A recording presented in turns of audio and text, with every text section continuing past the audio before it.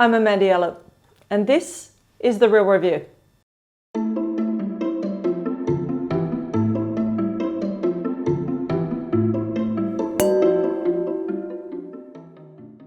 The wine we're tasting today is the Tahbilk Winery and Vineyard 1860 vines from 2015, 100% Shiraz. All the fruit's been sourced from Ngambie Lakes in Victoria. 1860, some of the oldest Shiraz wines, not only in Australia but in the world. Absolutely fabulous story. It was purchased. The winery itself was purchased by the Tahbilk family in 1925.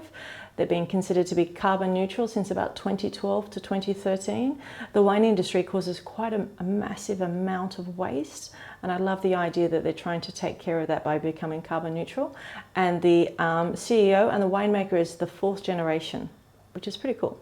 For me, I went to Tahbilk Winery. I remember going as a kid multiple times. It was something that when we lived in Victoria, my parents would take us when we went on road trips, and it's something that I still do to this day. Out of all the wineries in Australia that have such a history, such a legacy, such a wonderful sort of charming feeling when you feel like it's a warm embrace when you go visit them.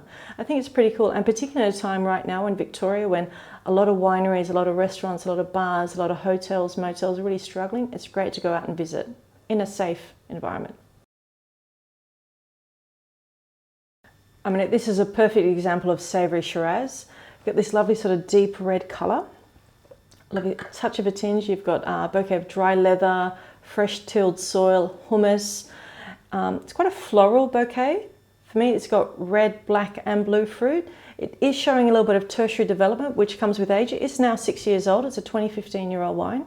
I think in our tasting notes on the Real Review, there's a comment that it smells like old boots, which is very much a Len Evans sort of note.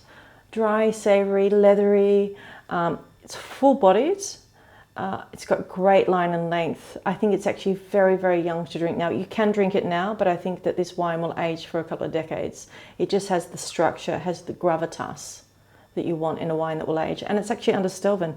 I think that means it's quite a safe investment.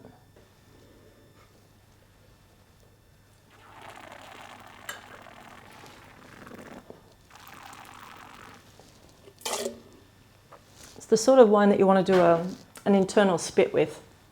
Instead of spitting outside, you have a little sip. I do love the tannin in that wine. I think it just brings fantastic sort of structure to the wine. It's going to give it that longevity.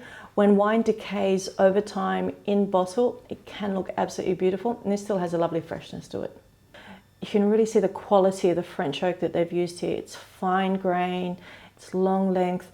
The oak is part of the wine. There's lovely sort of integration. If anything, I think it's going to disappear in a few years because the fruit would have absorbed it all. It's gorgeous.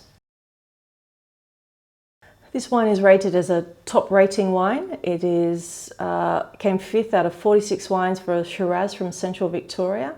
It was scored 95 out of 100. We're suggesting it's best to drink from 2022 to 2040. So it's a really long drinking window, but that just comes with the structure and the age. It's very much an old world style, but with freshness. It's 14% ABV, alcohol by volume. I've got a wine match from the winemaker, who's Tahbilk, the fourth generation CEO I mentioned earlier, and he suggested a medium rare ribeye steak, marinated kangaroo fillet or a Gruyere cheese. I love the idea of hard cheese and red wine. People always go cheese and red wine. It's not really that suitable. Often a white wine, a champagne or a sweet wine is better with a cheese, but when you have a hard cheese and this wine, it'd be beautiful. Again, it's the protein and the tannin. Cheers for Shiraz in Australia.